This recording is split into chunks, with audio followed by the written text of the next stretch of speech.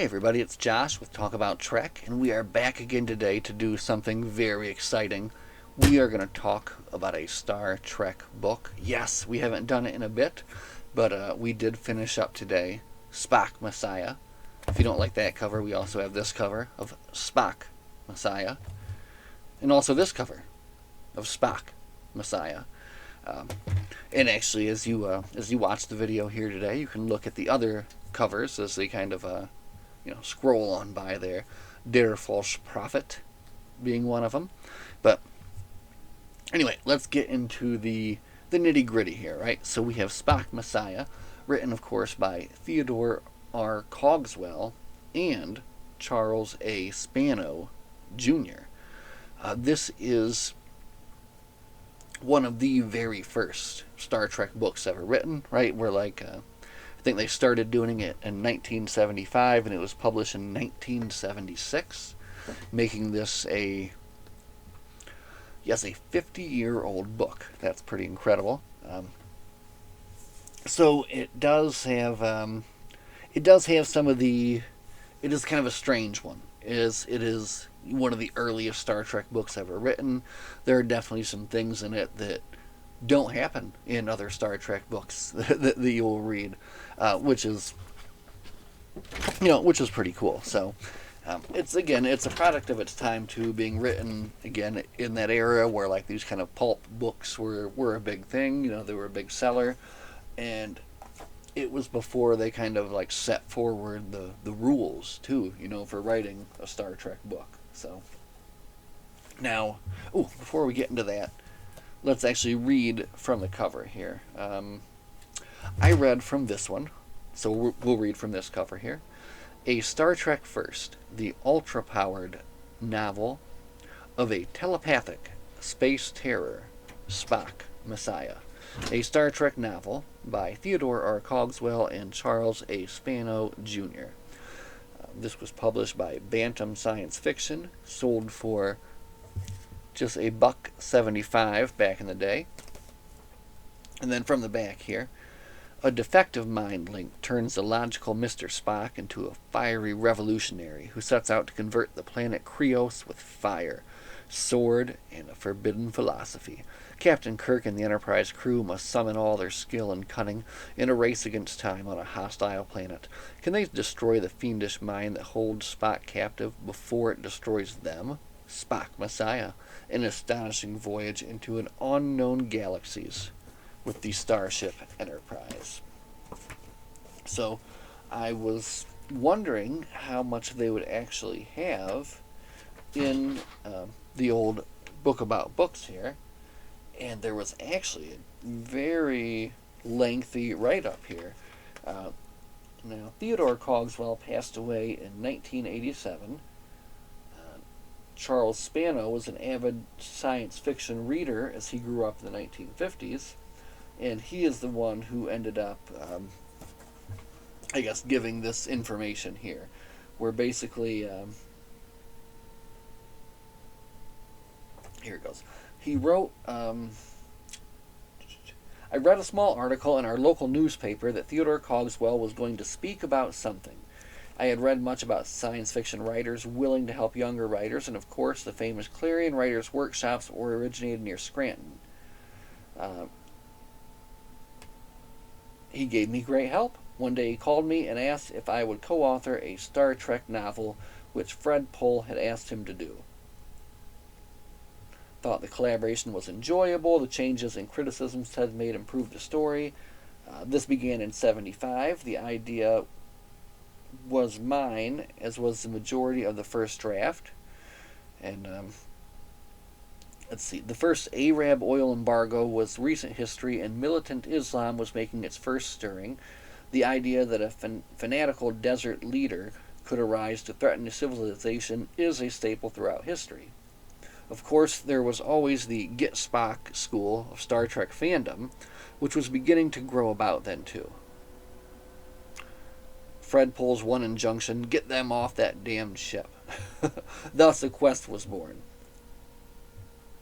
And then they kind of go into further who had this idea, who had that idea.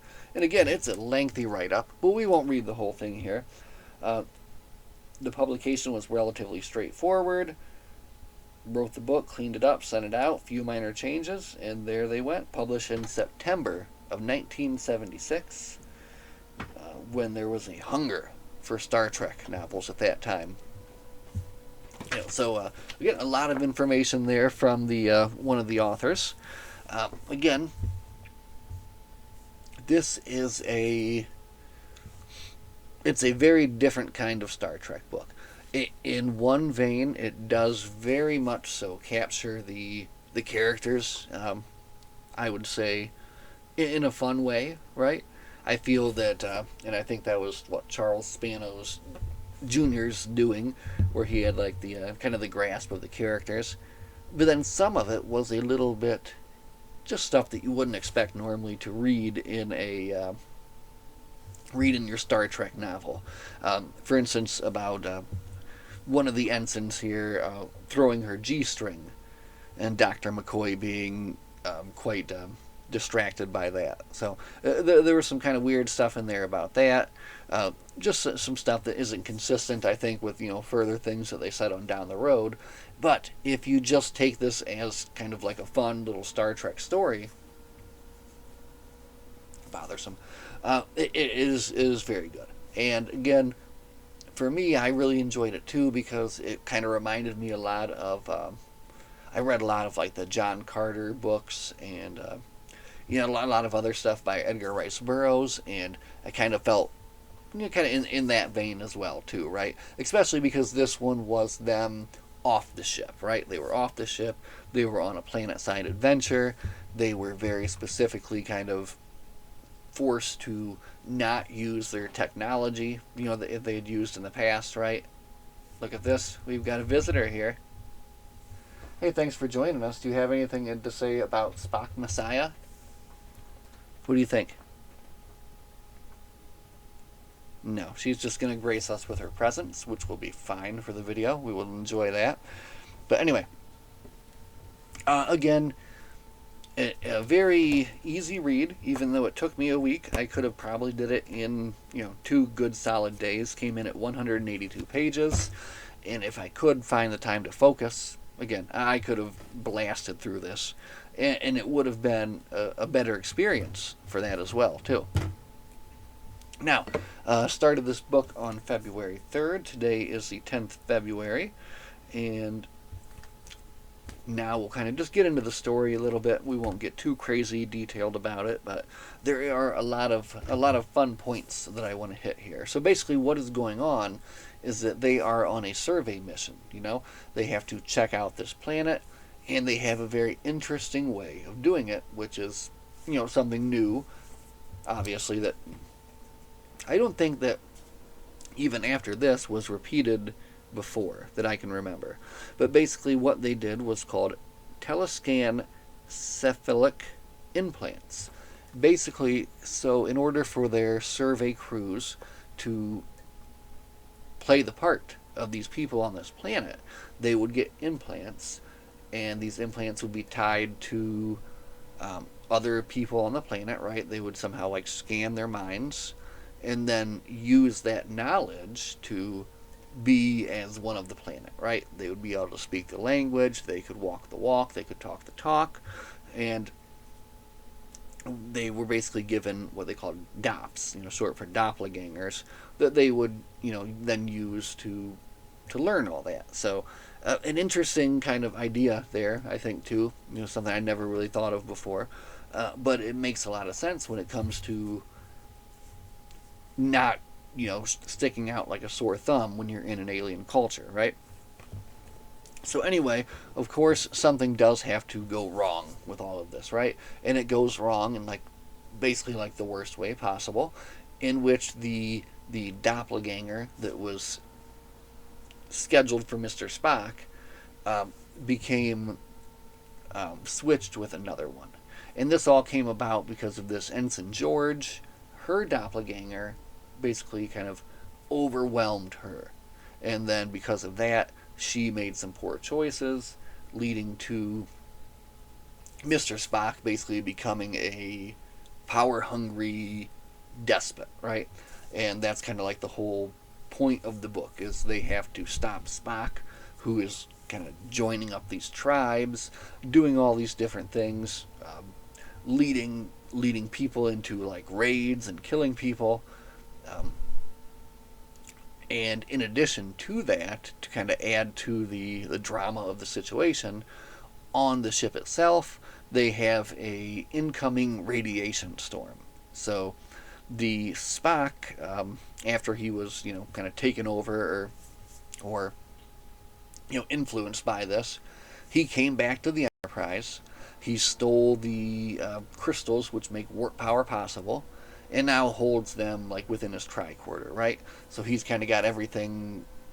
He's kind of holding them hostage there, and they have, I think, 2.5 days or something like that before this radiation storm hits, and they're forced to abandon the Enterprise and take shelter on the planet and basically live out the rest of their lives there, right?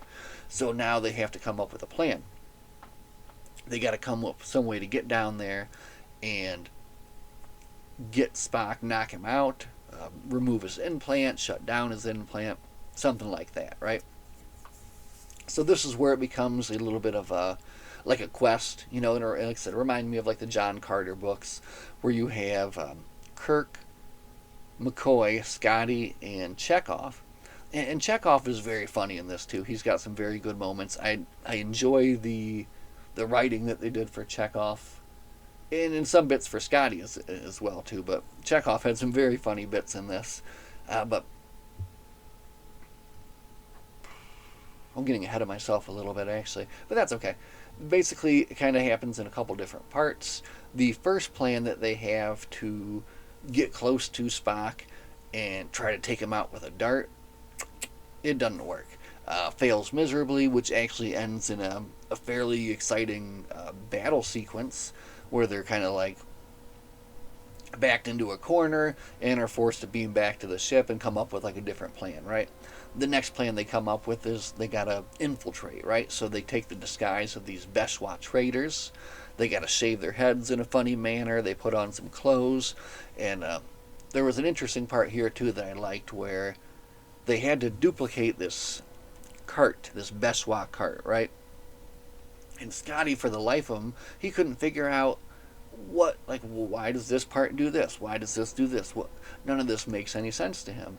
But because Kirk had the DOP, the Doppelganger mind in his head, he was able to explain that, this does this and this does this, which then later they showed is pretty cool, that the cart actually turned into a boat. So when they're going on their quest and they're running into problems, they come to a lake and they're able to cross the lake and get across, right? Now, as they're going on their quest, you come across some very, I don't know, kind of like dark things, I guess, where Spock has ordered these villages to be destroyed, these mines to be raided, basically, and as he kind of continues his quest to take over this whole planet, right? So you're like, man, how's he going to come back from this? This is kind of like, there's a lot going on here, and, it's like pretty deep, but just hang in there. Now, they need to find a way to get close to him and his hill tribe kind of army that he's building. So they get in close with this one hill tribe leader, right? His name is Tram Burr. And again, I've definitely missed out on some stuff here, but we're not doing a whole go through the whole book thing. We're just covering the high points and some of the fun things that happen. I will say, again, some of the stuff in here that is very, I don't know how to put it, it's just very not Star Trek like, right? Where like she's doing like a strip tease to distract Spock, and again like she throws her G-string, and again it's just, I think that's all a kind of a quality just how things were back then and how these kind of books were written. And it was, again, before they started making rules about how these books could be written and what Star Trek characters did and didn't do. And certainly Dr. McCoy's behavior improved in books after this one, right? And there's some other kind of weird inconsistencies too. But anyway, as we get to the end here, Um, it was actually a fairly interesting way, I think, that they chose to kind of illustrate how a lot of things happened at the end. Because it was almost as if they were telling the story from like a different perspective, right? Where, oh man, I'm not even sure how best to describe it. But let me just kind of describe how the end of the book happened. You didn't actually get to see it because Kirk, McCoy, Scotty, and Chekhov were pretty much trussed up. They got caught. The plan didn't go as planned, right? And they were sentenced to be burned alive. But then, during Midnight Rescue, by who, we don't know because they don't really say, they get pulled away, saved from getting burned alive, and then we next rejoin them on the ship. Where on the ship they explain everything that happened, right? And I thought that was it was interesting. It wasn't. I kind of liked it, but then I kind of didn't. You kind of want to be there with the action, but then also kind of hearing it after the fact. I don't know. It was an interesting way of doing it, and there was some kind of cliche stuff in there too, where it's like, where like a God, what like Uhura was like, well, that just leaves one more mystery. How did you guys do this? And then then they explain, oh well, we noticed Mr. Spock, and anyway, there was a lot of fun stuff like that, and I did thoroughly enjoy it. And to clear everyone's minds in the end, it turns out the whole time the Messiah, it wasn't even Spock. It was his doppelganger. So when Spock and his Dop, they like join minds or whatever, the doppelganger's emotions like overwhelmed Spock, right? So that the implant went nutty, and then he was able to basically from there take over Spock's mind. So he sent Spock up to the ship to get the crystals. He knew everything that Spock knew, and then he just kind of had Spock laying on a carpet in a catatonic state as he went about his bid for terror. And nobody knew this, of course, and I failed to mention this, that all these people wear masks all the time. They don't show their faces. Never. So nobody knew. You couldn't tell, right?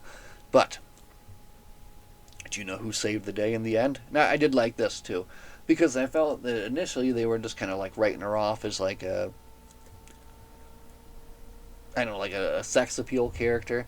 But then in the end, she's the one that comes through when everyone is going to die.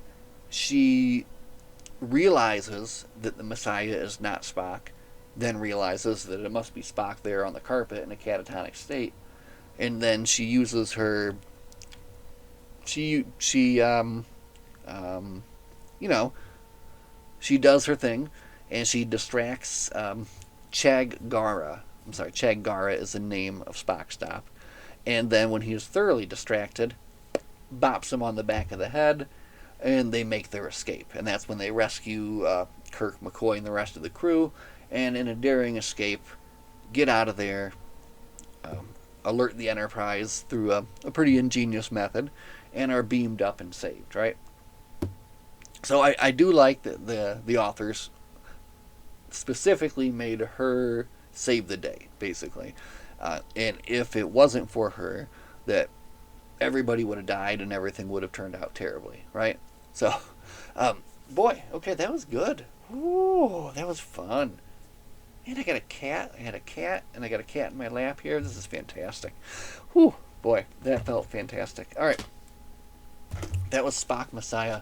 I have 3 copies of it because these covers are so fantastic. Oh boy! Before we leave, let's take time to give credit where credit is due. First off, this is by Gene. Oh, I looked up how to say this and I already forgot. For Pete's sake, Gene Safran. All right, this cover art here, which I thoroughly enjoy. Actually, tell you what, let's make this one a little bit bigger here. Just for the end of the video, we will go fully enlarged there. So there we go. That's the cover that I was reading. Very good. We've got another cover here. The False Prophet. This is by Eddie Jones. I like this one. I like the look on Spock's face. What's happening doesn't really make any sense, but that's fine. This one is, I believe, by Marilena Mayoko. Oh, this one I especially enjoy by Kazuhiko Sano, who did a lot of these Bantam books.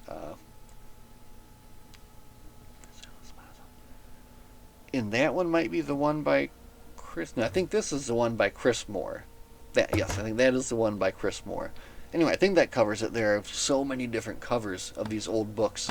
It is really it's one of the things I enjoy about collecting these old Star Trek books.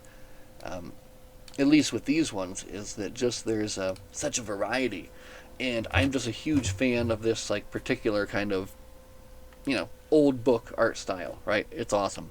So anyway, there we did it. Talk about Trek. We talked about a Star Trek book for the first time in over a month, and man, it felt good. Whew, felt really good. Where do we go from here? Which is the way that's clear? I don't know. I'm thinking we're going to go into the next generation, right? I think maybe we just do it like this. Check this out. TOS, TNG, DS9, Voyager, Enterprise. I think we go in that order, right? And just do a little bit of everything. So I'm going to pick a TNG book, and I'm going to start it tonight. So if anyone out there has a recommendation of a DS9 book that I should read, Deep Space Nine, hit me up. Let me know. I will read it. As always, my friends, thanks for hanging out and listening. Live long and prosper. We'll see you guys in the next one. Have a good night.